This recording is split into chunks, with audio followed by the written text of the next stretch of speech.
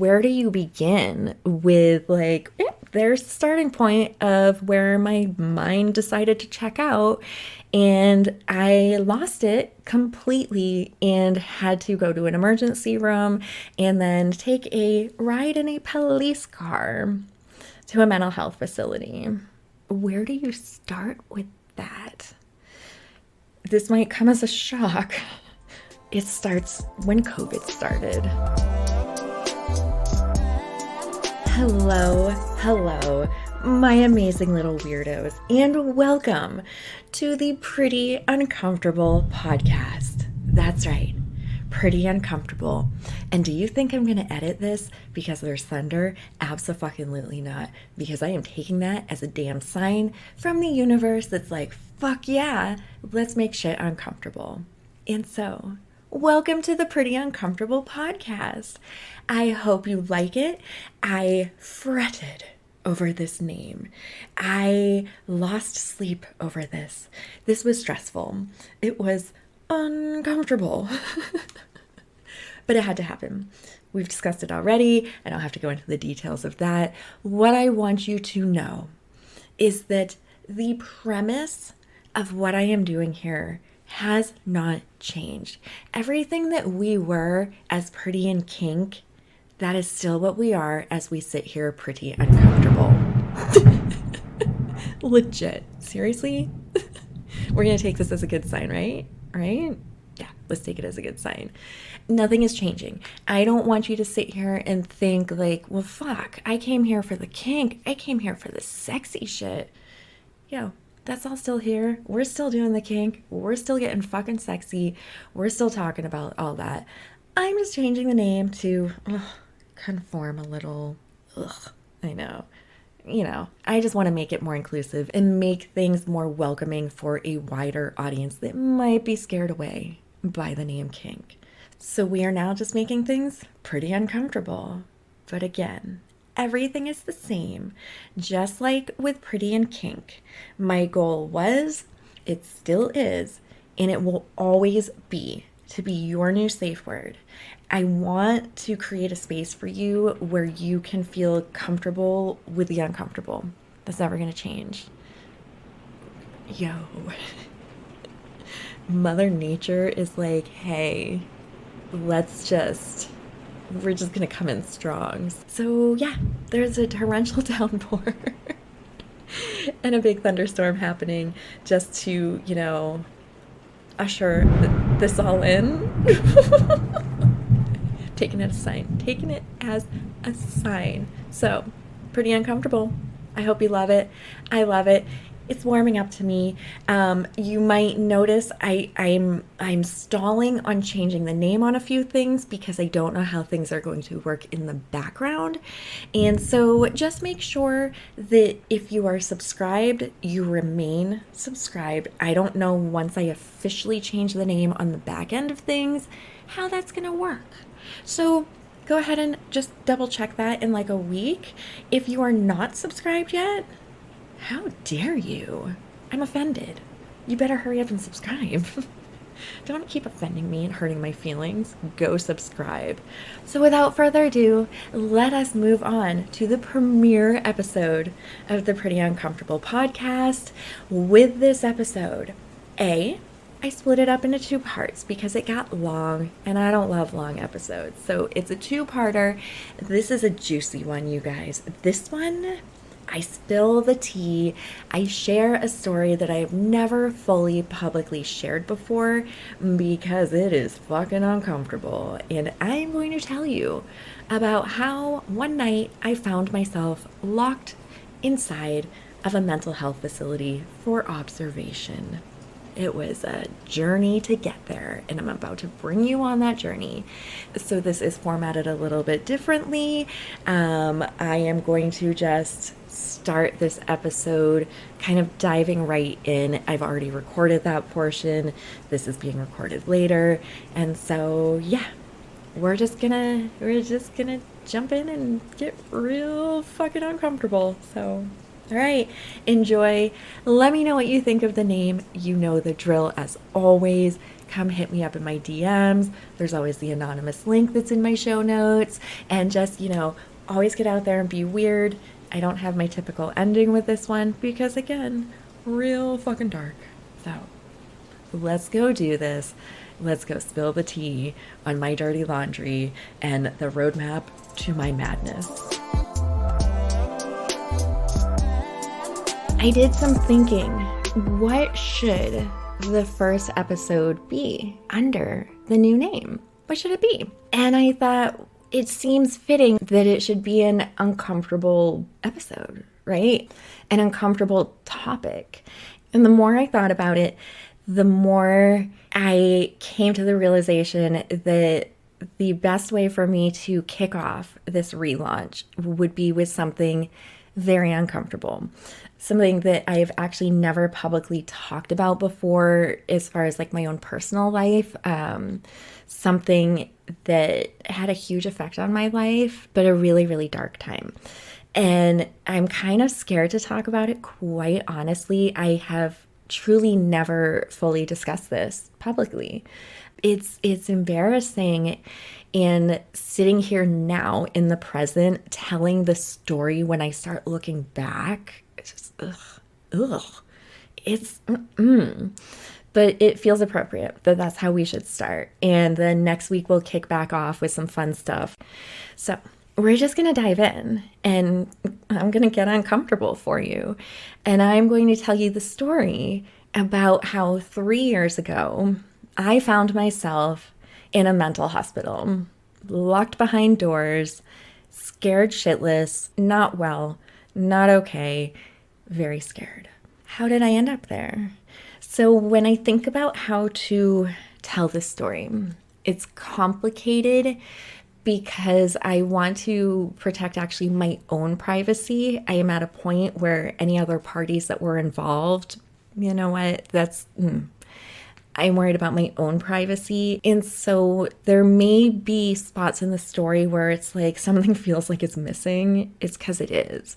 But I think for the best way for me to feel comfortable sharing this uncomfortable story, I have to respect myself with some of my boundaries. So it's a hard story to tell. And like, where do you begin with like, there's the starting point of where my mind decided to check out, and I lost it completely and had to go to an emergency room and then take a ride in a police car to a mental health facility. Where do you start with that? This might come as a shock. It starts when COVID started. Boom, boom, boom. Isn't that when everybody's life fell apart, right? Like everybody's fucking life fell apart. Mine came crumbling down. It was like right after everything started shutting down with COVID. And so many things started happening all at once. Like, and not just traumatic things, but just like life stressors were starting to build up even before like all the shutdown stuff started. And I had been in an incredibly toxic relationship for approximately 2 years, like just under 2 years at that point. And it wasn't good at all. It was very unhealthy. It was very emotionally abusive. I played a big part as well with emotional abuse. I can own that completely. But I was in a relationship with somebody that just was a very bad person and was dealing with the mindset of one has after spending a lot of time with a narcissist.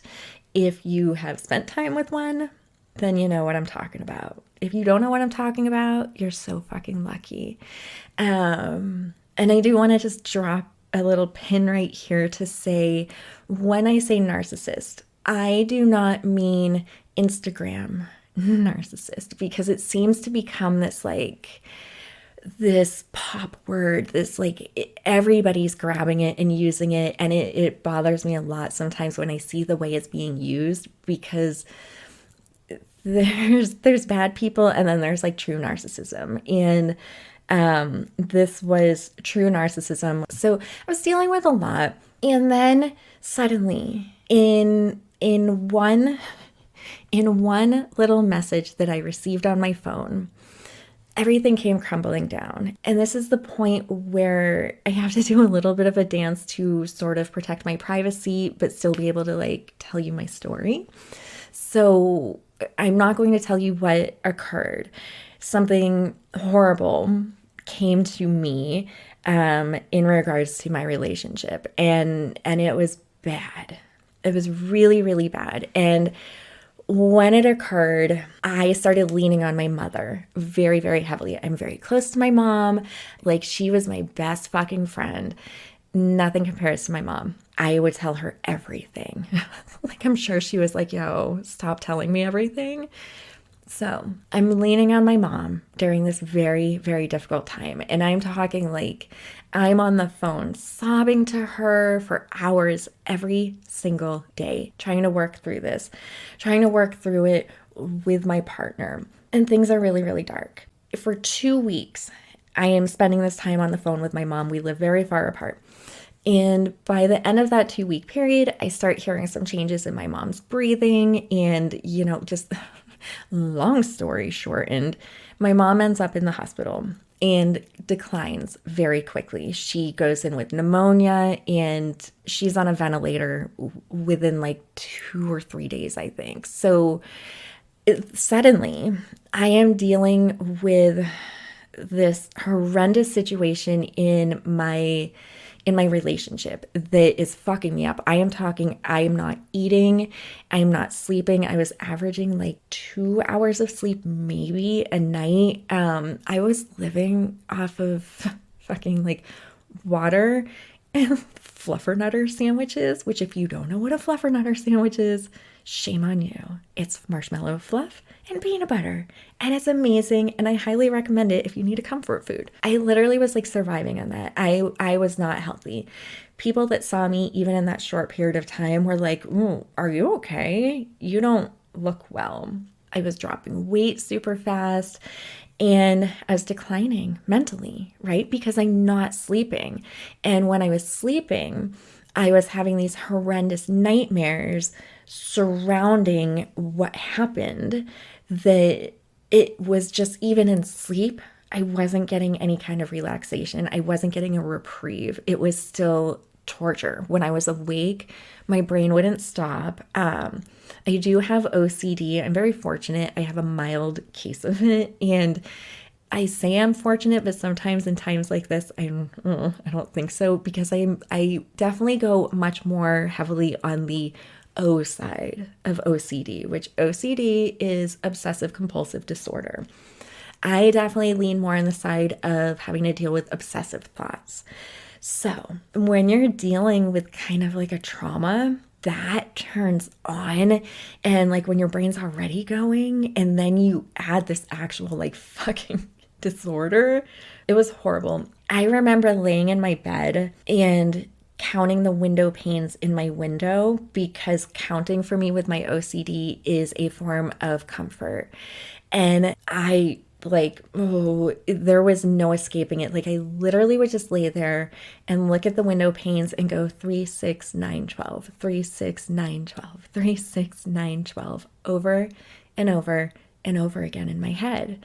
And it was like non-fucking stop. So my brain is just pissed off. It's pissed off, right? I'm dealing with all this shit, and I'm dealing with a personality that I should have walked away from a very long time ago. And suddenly, like, I'm also dealing with my best friend, my mom, unexpectedly in the hospital. And I knew immediately, I knew the day I got the call that she was admitted, that she wasn't going to leave. And I don't know why. My mom wasn't sick. My mom didn't have any like major health issues that were affecting her like in that moment in her life. She was not healthy, but nothing that was like, oh, we got to keep an eye on her. This was very unexpected. Yet I knew for some reason the day I got the call that I probably was never going to see my mom again. And that was weighing on me. I don't have family. I've got my dad and my stepmom. and I had my dog at that point and my mom. So the idea of losing her was just soul crushing. And I'm dealing with that next to somebody that is completely incapable of any form of emotional support, like at all. And on top of that, I'm having to almost babysit this person because of just a lot of other things going on at the same time that were his own issues. And it's a lot. It's too much. And my mom's in the hospital. And finally she's in the hospital for about I don't even know at that point, a couple weeks. And I've been on and off the phone with the nurses, just a lot of things that I didn't want to have to be thinking about. I finally make the decision to fly up there. And basically, flying up there, I know why I'm going. And I go up, I'm there for 3 days, I think. In those 3 days, I make the decision that she needs to be taken off of life support, which I don't wish that on anybody. Having to make that decision is the hardest fucking thing I've ever done. That is like you literally have somebody's life in your hands, and you need to make that decision. Like, I kept looking over my shoulder like, me? I need to, are you sure? I mean, I got to a point where I'm like, can we just fucking flip a coin so I can blame the coin if it is the wrong decision? Because I need to live with this on my shoulders for the rest of my life. Like, fuck off. No, I don't want to have to decide this. And I'm having to decide this surrounded by people that don't want it to happen. So now I'm like the bad guy, right? And I'm having to make the decision to let go of my best friend and my number one support with no other support by my side. I have this like empty shell of a person with me that was just like a bag of flesh to lean on, I guess, and feel warmth, but there was no comfort. So all of that's occurring. I make the decision and my mom passes and I fly home, and now I have to start planning my mother's funeral, which that's not something I wish on anybody either. Like, I didn't know how hard it could be to pick out a fucking casket, but it's a lot harder than I thought. I'm dealing with that. I'm dealing with this other person in my home, and it's getting bad. It is getting bad with him, and I know that I need him gone and I need him out, and I made the wrong decision with wanting to work through things, but I fucking can't. Like, I am so in it right now with my mom passing and this like unshakable depression that is just following me every second of the day, and it's weighing on me, and it's so heavy, and I'm trying to figure out what color coffin would my mom want, because my mom would be pissed if she found out I picked out the wrong color, let me tell you. So suddenly I'm having to figure that out, and like, what is supposed to go on a prayer card? I don't know. We're not a religious family. I've never said a prayer in my life. Why do I have to decide this? I need to decide if my mom's going to have an open casket, if we're even going to have a viewing. I have to pick out a headstone. I mean, I don't want to do any of this. I want to do none of it. And I certainly want to do none of it with this other person around me at this point. But I don't even have it in me. Like, I have zero capacity to even tend to that. I fly back up north. I bury my mother. I go through that. I come home and things start to deteriorate. And now the welcome mat is starting to get rolled out. And little do I know, there is this path from my front door leading to a mental health facility that I'm eventually going to end up in exactly 2 weeks. 2 weeks from the day my mom passed, I end up hearing the clink of a lock behind me as I go through those doors to like the scariest fucking experience I've had. And I would love to tell you like how I got there, but I can't. It's such a weird feeling because in hindsight, I can see that there were a lot of There are a lot of little signs and signifiers that were telling me something wasn't right within myself. All these really weird things start occurring. I don't figure it out at that point because my mom is dead and that's all I care about. My mom is dead. I don't get to focus on it because I'm focusing on this other shit show that's occurring within my house that is building and building and building. And you can just feel it, and you can feel the fucking pressure, and it's getting bad and it's getting explosive. And I start doing things again that in hindsight, I'm like, Jesus Christ, yo, like, how did I not catch myself doing this? But our healthcare system's amazing.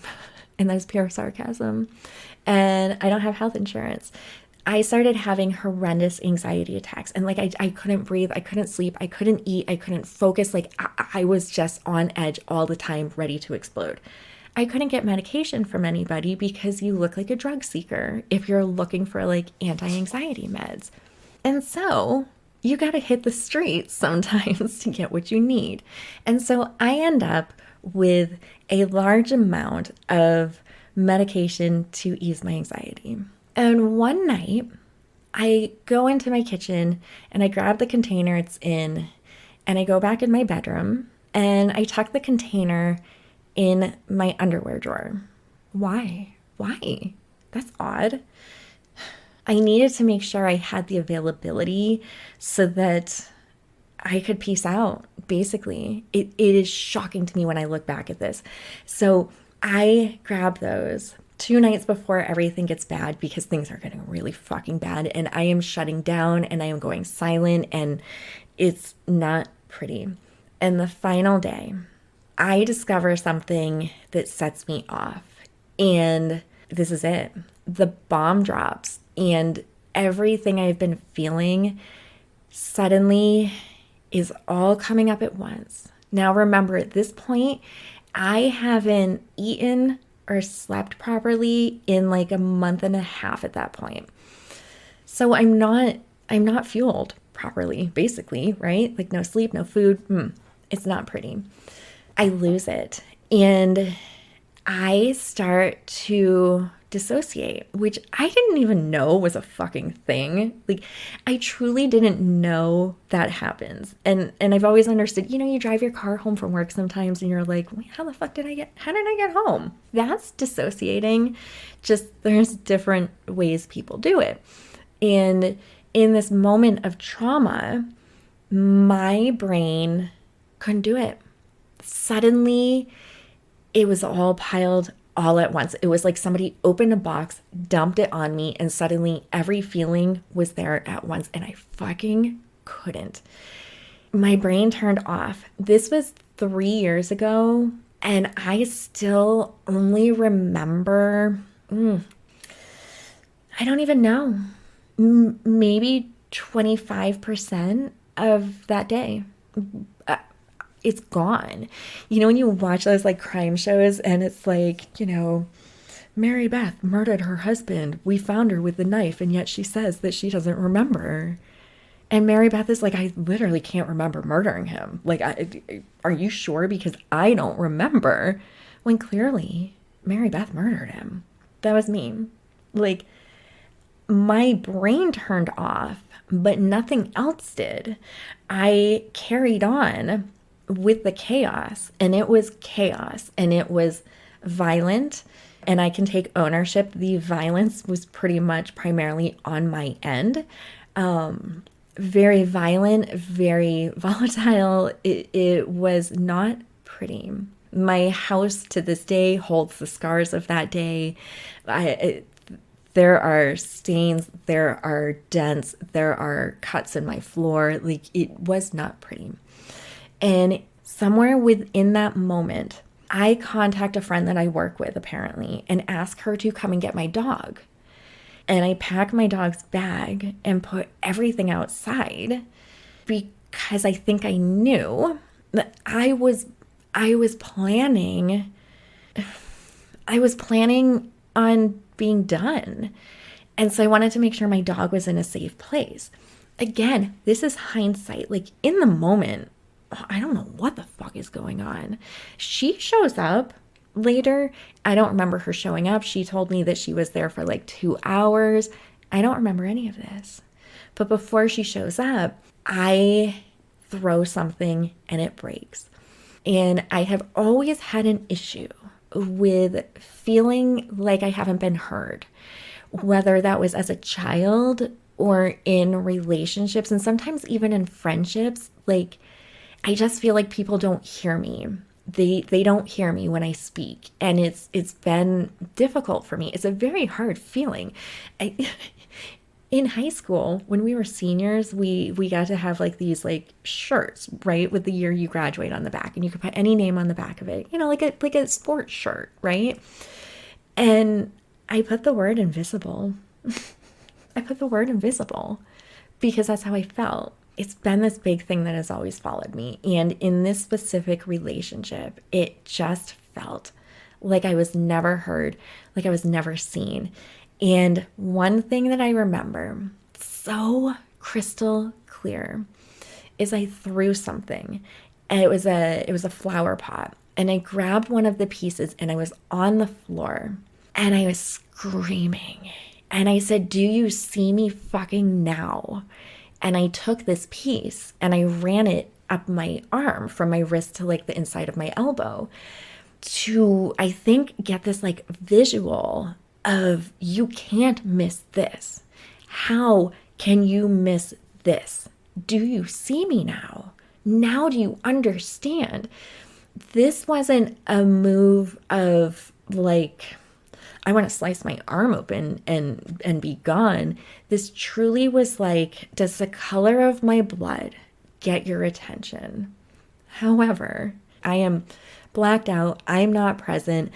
I cut deep and I am bleeding everywhere and I am screaming. And next thing I remember, I was in my bathroom. I was sitting on my bathroom floor. And the friend from work was sitting in front of me, talking to me. And she was trying to like get my arm to look at my arm. I had broken a finger. At that point, it was already turning black. She calls my best friend. My friend comes and gets me. My friend is a nurse. She looks at me. She said, "Do you know what this means?" And I said, "I do." She said, "We have to go have your arm looked at. You might need stitches." I said, "I know." And she was like, "Your finger's fucked up. I don't know how fucked up it is, but it's black. You need to have these things looked at." I know. "Do you understand what it means if we go and have these things looked at?" I do. "Do you understand that you have no other option? We are going." I said, "I do."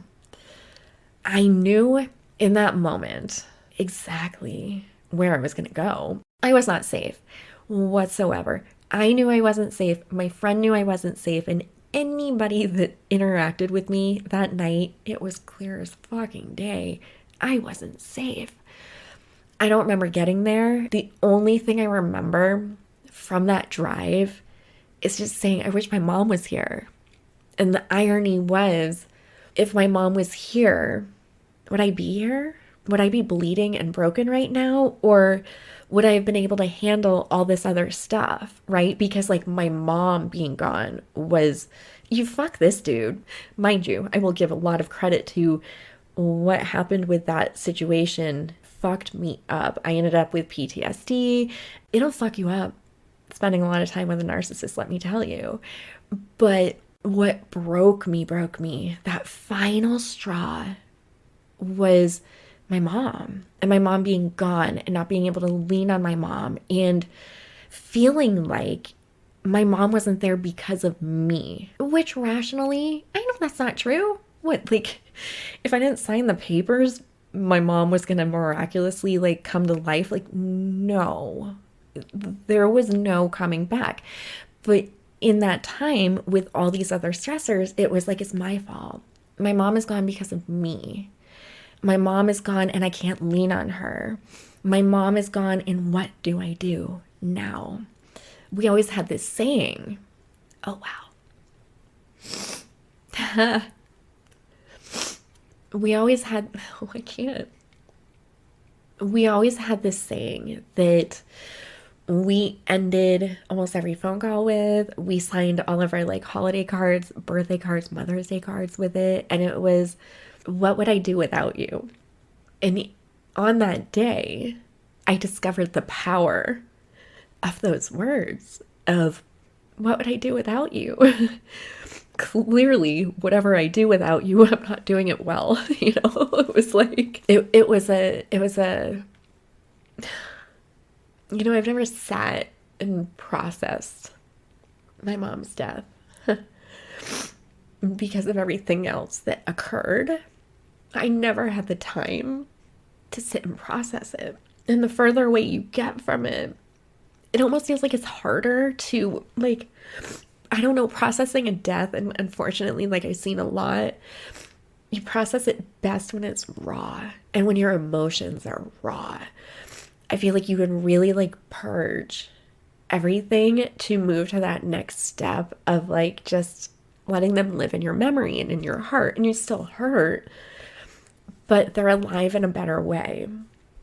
I couldn't process. And I choose to not feel hatred, but there's days that I hate him, that he took from me the mourning process of my mom. He took that from me where I didn't have time and I didn't have the capacity because I was so focused on the shit show.